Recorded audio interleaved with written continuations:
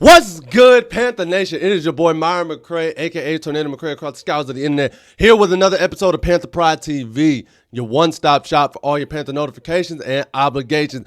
It is draft day, guys, so we are here to get to it. Hope y'all are having a great Thursday. I'm excited for tonight, and we're just going to get right into this video because I have my final mock drafts ready for the night, and here's what I'm looking at. So, if Carolina does not trade back, this is how I look at the mock draft. Obviously, Cam Ward's 1, Abdul Carter 2, Shedeur Sanders 3, Travis Hunter 4, Mason Graham 5, Ashton Jeanty 6, Tyler Warren at 7, and then I have the Carolina Panthers taking Jalen Walker at number 8. I think that is going to be the move if they do not decide to trade back. And honestly, it makes sense. Jalen Walker is not by any means. He's one of the best prospects in the draft, one of the best edge rushers in the draft. You can make the case between him and Mike Green, but as I stated in the last video, I think just due to the off-field allegations from a PR standpoint, it's easier to go with Jalen Walker. Shoot, it's easier to go with a Myron Williams if we want to be truthful about that. So I think the Panthers, if they decide to stay at 8, they will go with Jalen Walker. Follow it up, and for any of those who want to continuing to look forward, I see Mike Green actually falling to 15. Myron Williams actually falling to number 10. And then Jahad Campbell, I see him going at 19. Ted McMillan, I know that's been a name we've seen floating around. I see him going at 20 to the Broncos. Shamar Stewart, I know we talked about. He is going 17 to the Bengals. And then another name I kept my eyes on was James Pierce, going at 28. Jahdae Barron, 24, and Will Johnson at 16 in the corner department. But, guys, I also have this mock draft just in case. If Carolina does decide to trade back, I think Carolina trades back with the Pittsburgh Steelers. And the reason why I think this trade happens is because this is how the start of the draft goes.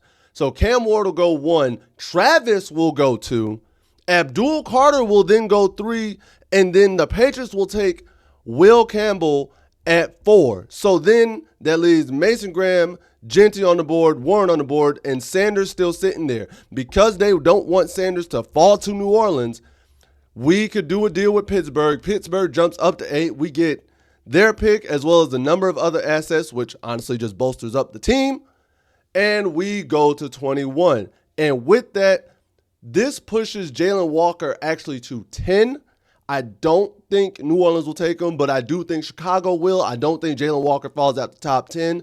Because of that, that would then push Myron Williams down to 15, as well as Jahdae Barron actually will go up to 13 because Will Campbell was taken at 4. Then following that, Walter Nolan, I think, actually jumps up in Cincinnati. And here's the difference. I genuinely believe Tampa Bay would still take Jahad Campbell here. And because of that, we could potentially take Mike Green. Again, I understand Mike Green's off the field situation. I get it. But given the talent that may be available here, I think that could be the way that it ends up playing out. I think that's the way things could go. And it's okay. If I had to make a switch, if I had to make a change about it, maybe take James Pierce and make him an edge rusher. That's a potential thought. Or actually, the end of the draft, Donovan Ezeraku. I know he's sitting at 32 in this situation. I think Carolina could definitely take Donovan at that 21 spot. So those are a few options that I foresee. That's a few ways I think that could go down. But I think our trade back partner, I think the trade back is going to be with Pittsburgh, if anybody else, first and foremost. And then the other option I know we talked about was with the Rams. We'd have to see what's going on. I don't foresee Carolina wanting to trade that far back. However, I could be wrong. I'm just a human. I don't know. I'm not in the rooms. Y'all know this. I know this. We're not in the room, so we don't know what deal could be enticing enough for them to move back and doing forward. So then next, because it is draft night, because it is that way, there have been rumors circulating that a potential deal for Detroit could be done.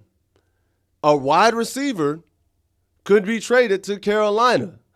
And honestly, I think it's very interesting because the receiver in question is actually Jameson Williams from Detroit. We all know it wasn't going to be Amon-Ra St. Brown. We know that. But Jameson Williams, I have been seeing rumors about him being on the trading block or potentially being snagged from Carolina for a good package. I don't know what the package is, but I can see this deal if we don't get a receiver that we actually love in the draft. I highly doubt that'll happen, but if for some reason the front office for Carolina doesn't like any receiver, I could see a deal like this being made. And let's look at the stats. Williams last year in 15 games, 1,001 yards, 58 receptions, 7 touchdowns, 41 receiving first downs. The kid was balling last year in his first 1,000-yard season. And to be honest, he's still on his rookie contract through 2026. So it's not necessarily a horrible deal to make. And when we all think about it, we all know this was Bryce's favorite target back in college. So in my mind, it makes sense to reunite your franchise quarterback with a target they are very familiar with. We've seen it work so well for Jamar Chase and Joe Burrow out in Cincinnati. I don't understand why more teams don't try to do this. And I could potentially see other teams trying to go forward with this. Shoot, whoever gets Travis Hunter may try to get Shedeur Sanders if they're in a need for a quarterback situation like that too. So that's just my idea. Again, I don't think we're not going to get a receiver in this draft. But if Carolina decides, hey, we don't like any receivers right now, go ahead, check the pulse on the possibility of this trade. See what Detroit is asking for. See what they're willing to also give up with Williams. Because if it's a balanced trade, hear it out. If it's a one-sided trade where you're giving up a bunch of assets and the only thing Carolina's getting back is Jameson Williams, obviously you shelve that. You don't sit there and take that trade. But it is worth it because Williams, when healthy, when on the field, when there, he has proven that he can be a great asset to a passing offense, and we've seen that. And as well as our core was at the end of last season, I think it would be a benefit. Where he would fit, that would depend because he may go to the slot and that moves, I guess, Thielen to the outside or Coker to the outside. Obviously, Leggett's going to be one of the outside guys, and then Williams can be the other outside guy. You could tweak and put anybody anywhere, actually. So it makes the receiving core, in my mind, a lot more versatile because you can switch all three of them between Coker, Thielen, and Williams. You can switch all three of them between slot and out. If you're going in a 4-wide set, 3 of those 4, you can know they can go slot, out in any spot, and you will be fine. And you generally have a mismatch there. That's just the way I view it, and that's how I see things. And lastly, guys, before we go, there has been some update from Carolina, and unfortunately for a lot of us who do attend the open training camp, Carolina did announce yesterday that training camp will not be open to the fans this year or in 2026 due to ongoing construction. I know that sucks. We don't like it, but they are building a new field house at the practice facility, so that's the reason why it's not going to be going down. And a lot of fans enjoy going to training camp. A lot of fans love seeing it, and it's part of the experience. But if you know Charlotte, if you know how Charlotte gets down, you know there's always construction going on in Charlotte. So I'm not surprised by this, and it's unfortunate, but it happens. However, they did say that the annual Fan Fest will still be going on. It will be on August 2nd at Bank of America Stadium, so you guys can still get to enjoy that, still get to go participate and see that fun venture. Hope everybody, if you're able to go, if you have the chance to, please go enjoy yourself and have a good time. But guys, with all that being said, I'm excited for tonight's draft. I'm going to try and put up a video after the first round tonight, just a recap and honestly a reaction to everything. So be on the lookout for that. I'll definitely try to get that up, hopefully.